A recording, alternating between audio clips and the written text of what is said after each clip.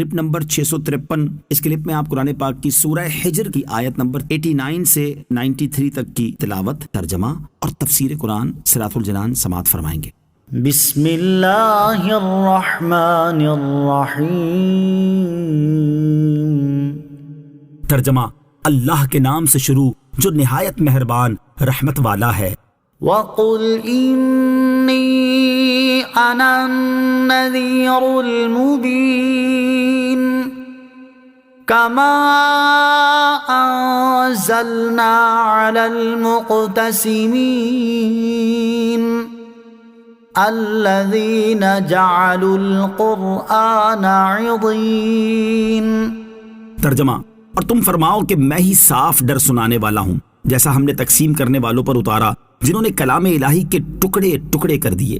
وقل، اور تم فرماؤ، یعنی اے حبیب صلی اللہ تعالی علیہ وآلہ وسلم، آپ مشرکین سے فرما دیں کہ میں ہی عذاب کا صاف ڈر سنانے والا ہوں کہ سرکشی میں تمہاری زیادتی کی وجہ سے کہیں تم پر بھی ویسا ہی عذاب نازل نہ ہو جائے جیسا اللہ تعالیٰ نے تقسیم کرنے والوں پر نازل کیا۔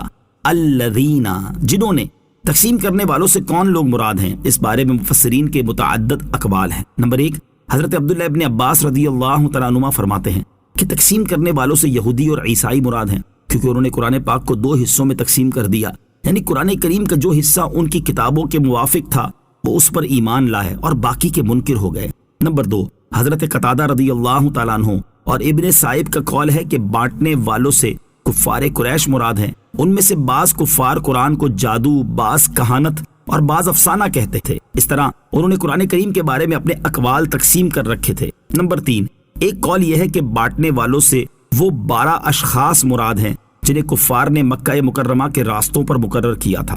حج کے زمانے میں ہر راستے پر ان میں سے ایک ایک شخص بیٹھ جاتا تھا اور وہ آنے والوں کو بہکانے اور نبی اکرم صلی اللہ علیہ وسلم سے منحرف کرنے کے لیے ایک ایک بات مقرر کر لیتا تھا کہ کوئی آنے والوں سے یہ کہتا تھا ان کی باتوں میں نہ آنا کہ وہ جادوگر ہیں، کوئی کہتا تھا وہ کذاب ہے، کوئی کہتا وہ مجنون ہے، کوئی کہتا وہ کاہن ہے، کوئی کہتا وہ شاعر ہیں۔ یہ سن کر لوگ جب خانہ کعبہ کے دروازے پر آتے تو وہاں ولید بن مغیرہ بیٹھا رہتا، اس سے رسول کریم صلی اللہ تعالی علیہ وسلم کا حال دریافت کرتے اور کہتے کہ ہم نے مکہ مکرمہ آتے ہوئے شہر کے کنارے ان کی نسبت ایسا سنا۔ وہ کہہ دیتا کہ ٹھیک سنا۔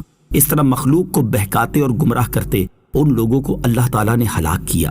عذاب کی تشبیہ سے متعلق ایک اعتراض کا جواب۔ علامہ احمد ساوی رحمۃ اللہ تعالی نے اس مقام پر ایک اعتراض قائم کر کے اس کا جواب دیا ہے۔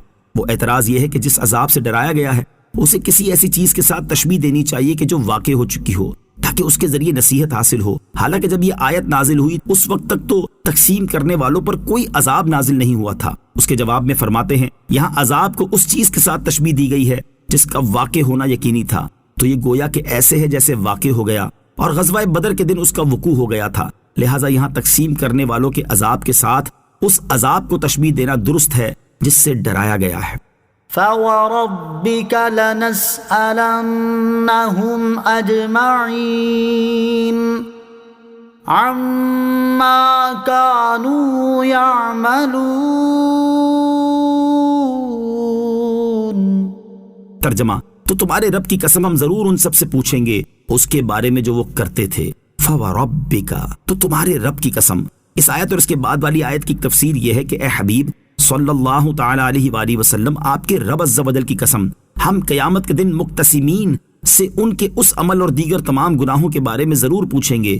دوسری تفسیر یہ ہے کہ اے حبیب صلی اللہ تعالی علیہ وسلم، آپ کے رب عز و جل کی قسم، ہم قیامت کے دن تمام مکلفین سے ان کے ایمان، کفر اور دیگر تمام اعمال کے بارے میں پوچھیں گے۔